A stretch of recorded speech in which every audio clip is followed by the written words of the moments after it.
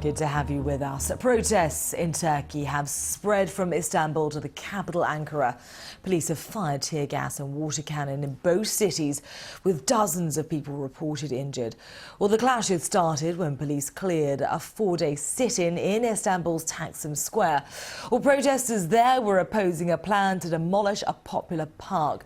But the demonstration soon widened into a broader protest against the Prime Minister and his Islamist-rooted Justice and Development Party. Jody Sabral reports. Dramatic scenes in Istanbul on Friday. Anti-government protesters clashed with police in the city's main shopping district. Tear gas and water cannon were used against the protesters. Clashes then spread to the capital, Ankara, and other cities around the country.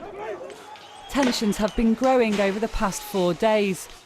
What began as a peaceful sit-in over plans to demolish a popular park ended in violent clashes after police used tear gas against sleeping protesters in a dawn raid on Friday.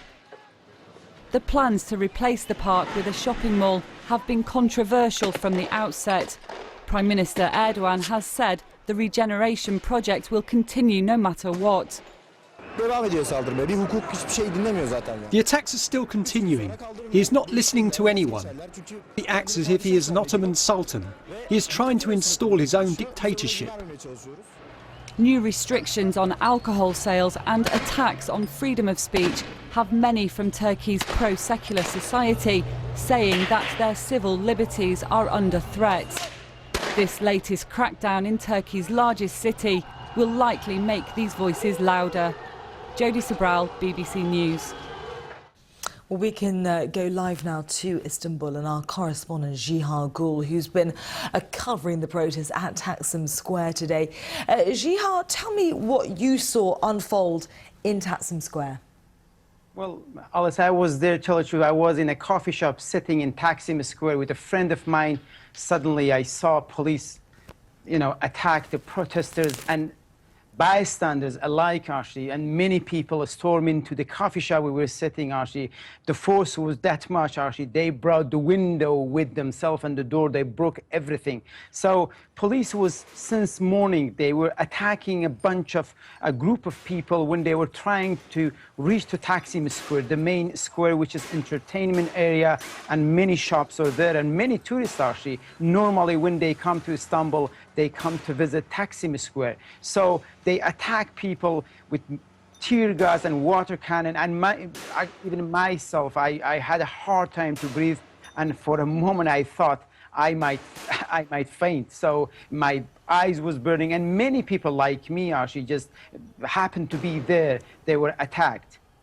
Jiha, it all sounds very dramatic. Tear gas. For a very long time that they are using excessive force against protesters. Don't forget, in May Day, International Worker Day, the same thing happened. Actually, police prevented the protesters to reach to the square. I was there. I saw the protesters. They were marching toward the main square. I didn't see any violence personally, and many people around there. But seems to me police just try to stop them to reach to the square and use. I have covered many demonstrations in many different parts of the world, but I never seen that much tear gas anywhere else. I thought I'm in the middle of the fire, just smoke, even you couldn't see around you what's happening, and many people were affected. So the reality, I don't know, there is a lot of criticism toward police, and even Interior Minister tonight, Turkish Interior Minister, promised to investigate the allegation of using excessive force by police against protesters. Jiha, you're painting a very evocative scene for us, but let's talk a little bit more about the cause of this protest, because it began as a peaceful protest, didn't it? An environmental concern about building over this Gezi park inside Istanbul, but it's really widened out into something much more political, hasn't it? Absolutely. I mean, if you look at what happened in the past, today is entering actually the 5th day.